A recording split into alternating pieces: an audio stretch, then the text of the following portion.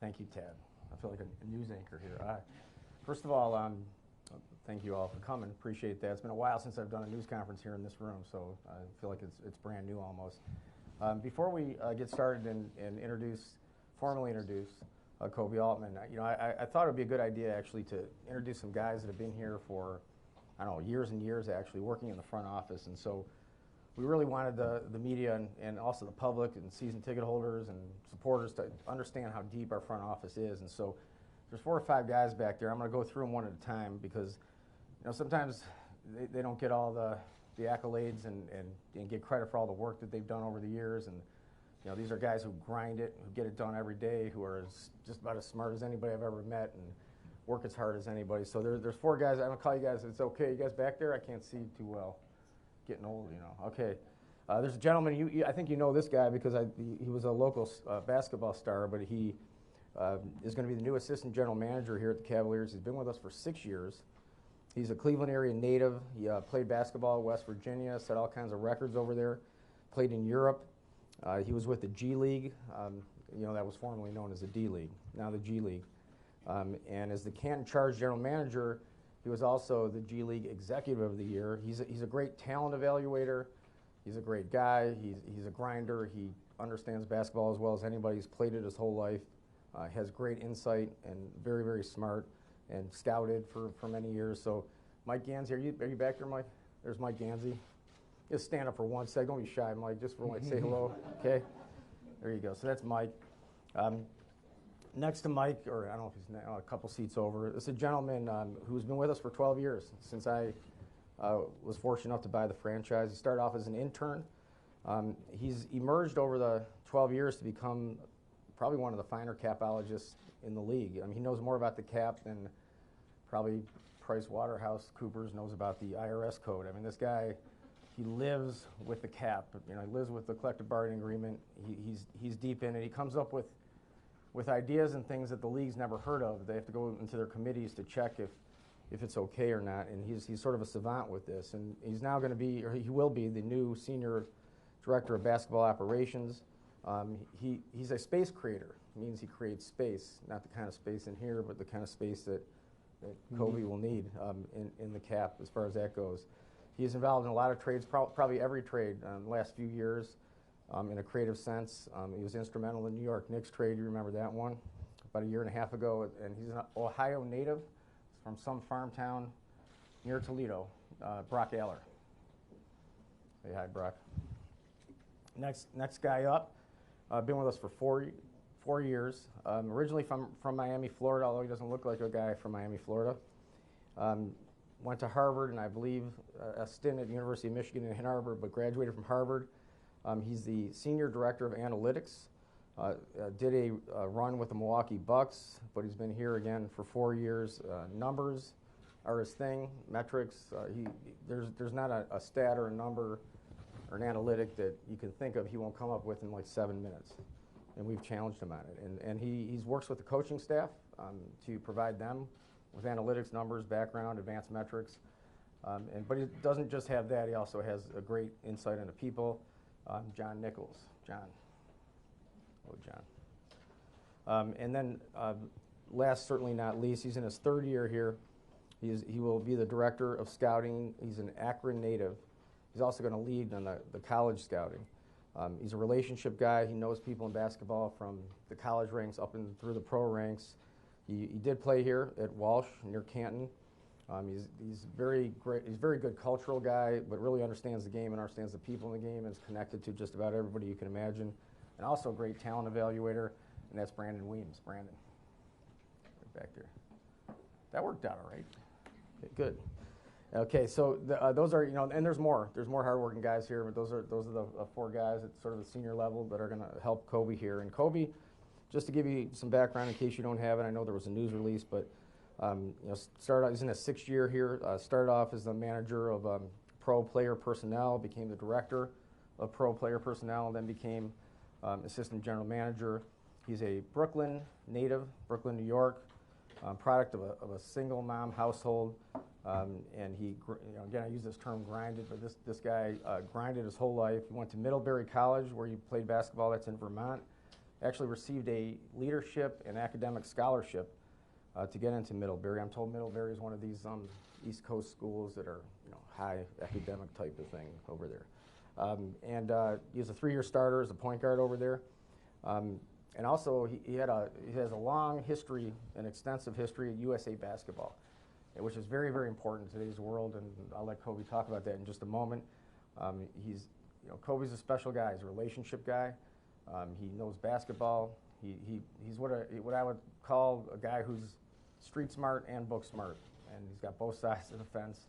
And I've got to tell you, I'm as proud as I've ever been to name somebody a general manager. This is our 4th general manager in our ownership stint, and I never felt as well as I do, or as good as I do, and I think a lot of people share that sentiment. So Koby Altman here is a new general manager of the Cleveland Cavaliers, and one of the youngest general managers in the league, but age is a number, and I believe in Koby, and I think he's going to be here for a long time doing great things. So Koby, welcome. Here you are. Thank you very much, Dan. I'm humbled. I'm honored to be here. This is a very exciting time for me and for our group that was acknowledged in the back.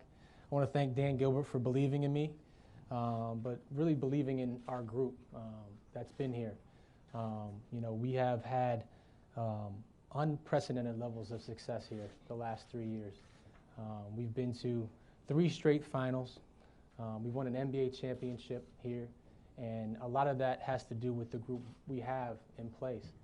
We have a tremendous depth of talent here in the front office, and just like Dan talked about with our guys, highly intelligent, capable people that are motivated and driven every day, very process-oriented, and they know what it takes to be successful because we've done it before. We also have incredible depth of talent throughout the building. We have a great coaching staff led by Coach Lou. The back of the house, we have a great performance staff. And then we have great players. We return a great team. And so, me and Dan talk about it, but it's unfortunate sort of the narrative that's going on right now, in terms of where we're at. This thing is not broken. We are a very successful organization, and we're going to continue to drive for that success.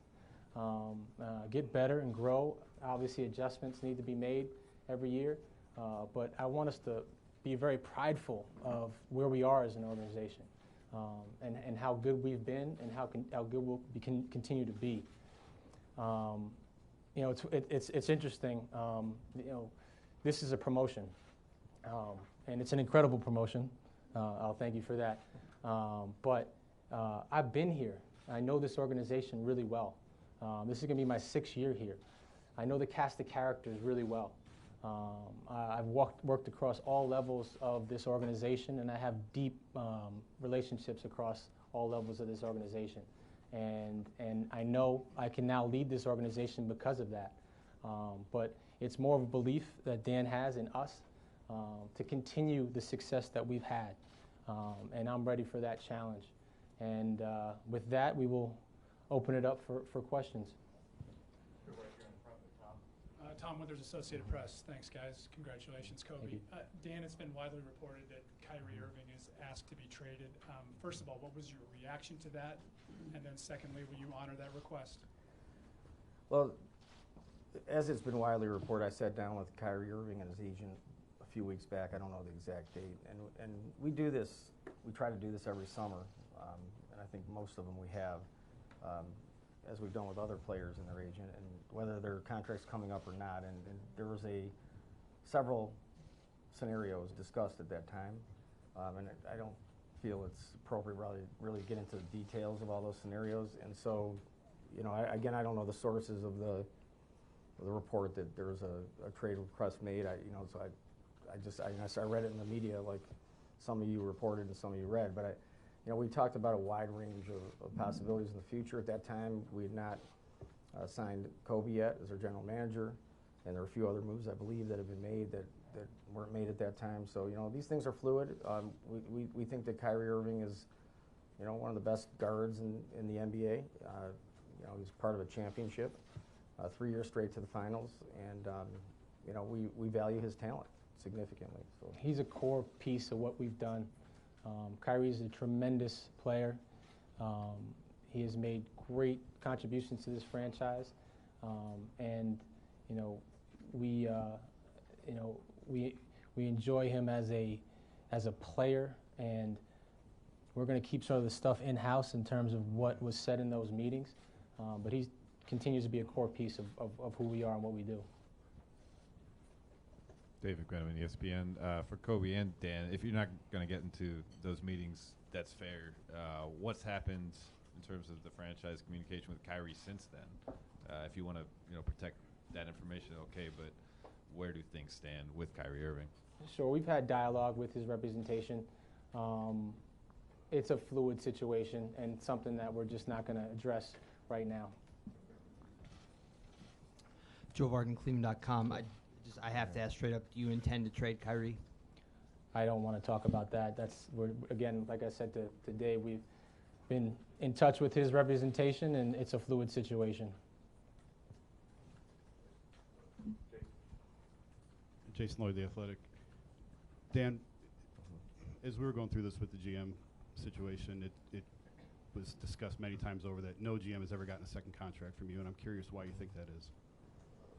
I haven't really thought of it in terms of a second contract. I actually have to think about that as you're saying that. So we've had 3 GMs here that have lasted an average of 4 years each, which is a presidential term.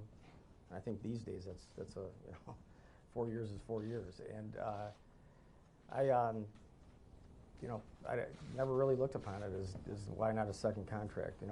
I will tell you that each time we've had different circumstances among whether or not Danny Ferry was here 5 years, and I think Chris Grant was here 3.5, and I think Griff was here a total of like 7 years, 3.5 of them being as general manager. So, today's world, information is moving faster than it's ever moved before, and this is just not in the NBA or in basketball, but inclusive of basketball. So you have information coming at you so fast, moving so fast, and more of it than you've had in the history of the world, really. And we always talk about this in our other businesses, and I think decisions and moves, big ones, have been made or are made quicker or faster than they used to be. Again, I'm not saying that's the exact reason or the only reason, but I think that it's things move faster, and this in a lot of our businesses, not just here, and other people's businesses as well. And there's also people who are talented individuals who, if you look at somebody's resume and who's a talented person, they tend not to be at the same place. You can probably look at a lot of your guys' resumes, and probably most of you probably in the last X amount of years are probably more frequently moved than previous years, because industries change, things change, and that's part of sort of the overhang of, or the overview of why I think some of this happens. But I'll tell you what, I do feel extraordinarily positive about this team. I'm walking into this building here today, and the narrative, I guess, that our front office is in disarray. I mean, these guys 5 years ago, from the night that Griffin and I both just sort of decided that it didn't feel right moving forward. And it wasn't for, by the way, another thing I just want to make sure that I put out there is, had nothing to do with money, had nothing to do with specific trades or players or anything like that. We just philosophically and culturally had a little bit different views of how things were going to go forward. And the team here that we have, the guys I introduced and other guys I haven't introduced, and Koby,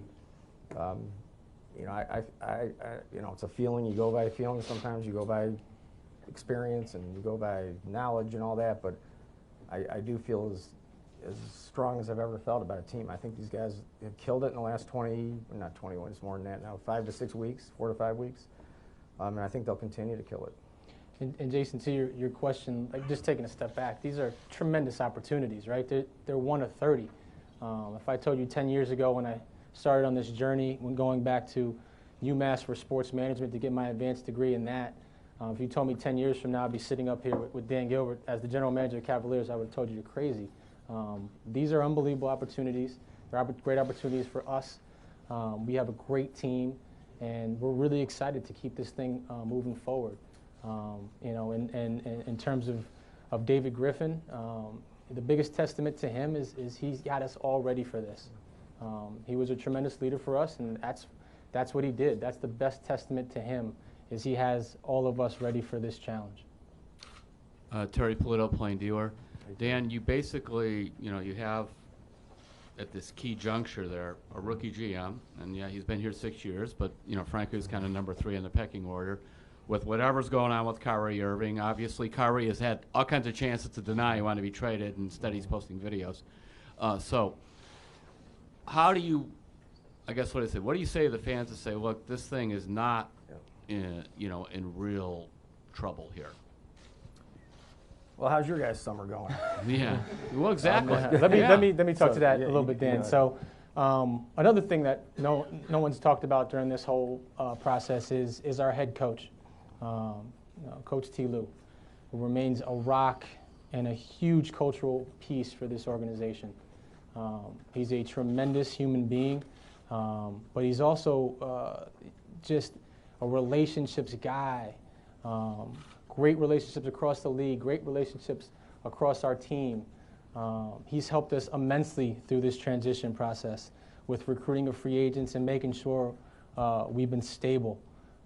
He's a great partner. He's a great coach. He has great instincts. He has great X's and O's. He has great rapport with players. The ATIOs, hat tip to David Minnan. He's incredible in game. But he's just been an incredible partner throughout this whole transition. And he's a great cultural piece for us, and that hasn't changed. That hasn't changed in terms of him. It hasn't changed in terms of our front office, the back of the house, the players. This is largely the same, and we're going to keep moving forward and get better and turn over every stone we can. But like I said before in my opening, this thing is not broken. And I just want to add something to that, Terry, that, I have the luxury of comparing various businesses to each other. Clearly, the NBA is a unique, it's a unique animal, right? And you can only really play the cards that are dealt you. You don't control everything. I mean, nobody controls everything in every business, but particularly in this one, there's certain cards you get dealt, and you can't complain about the cards that are dealt. You just got to look and how can you best play them. And what you try to do is just you take your experience, you take any mistakes you've made in the past, try to learn from them, and you look at everything. You try to get the best people in the best positions, and get the team on the right path. And I believe we're going to be competing for championships for a long period of time. I really do, and especially this year coming up. And we're not done yet. I mean, we're not done yet. And I think, frankly, for a guy who wasn't even officially in the GM position, and we signed Derrick Rose. We're bringing over, Koby Altman from Turkey, and we've got Jeff Green, and we keep working every single day. There's all kinds of possibilities. It's one thing you learn is you don't control everything. If you're making a trade, there's another team that has to agree to a trade. You can't say we want to trade or we want to do this without the other team agreeing. So you do your best to try to make that happen. But I think Koby will be particularly good at that when those opportunities come up. One last thing, Dan. What happened with Chauncey Billups? Well, first of all, we talked to Chauncey Billups, and we informally discussed the possibility of him being in this role. Chauncey's a great guy. He's a friend of mine. I've known him for a long period of time, and he and I both agreed that the timing was not right. This, again, was misreported. It's nothing to do with the money at all. I mean, for you guys to think that we're in this payroll tax or luxury tax to where we are, and we're going to worry about, relative. I don't want to ever say $1 million or $2 or $3 or whatever is not a lot of money, but relatively speaking, that's just our track record. That's not how we make decisions. So it had nothing to do with money, and I think that it was the right decision, frankly, for him and us. I think the timing's not right. I think it will be. I think one day Chauncey Billups will probably be a great instrumental front office person somewhere. But just with everything going on here, it wasn't the right time. 2017 Cavs Academy summer camps are set to tip off. Improve your game and develop your basketball skills with the official Cavaliers Youth Basketball Development Coaching Team. Week-long Cavs camps are located throughout Ohio and Pennsylvania for boys and girls ages 5 to 14 of all skill levels. All athletes will receive expert instruction, individual player evaluations, and a Cavs Academy uniform and basketball. Campers will have the chance to showcase their abilities at the end of camp skills competition. Register today at Cavs.com/Cavs Academy.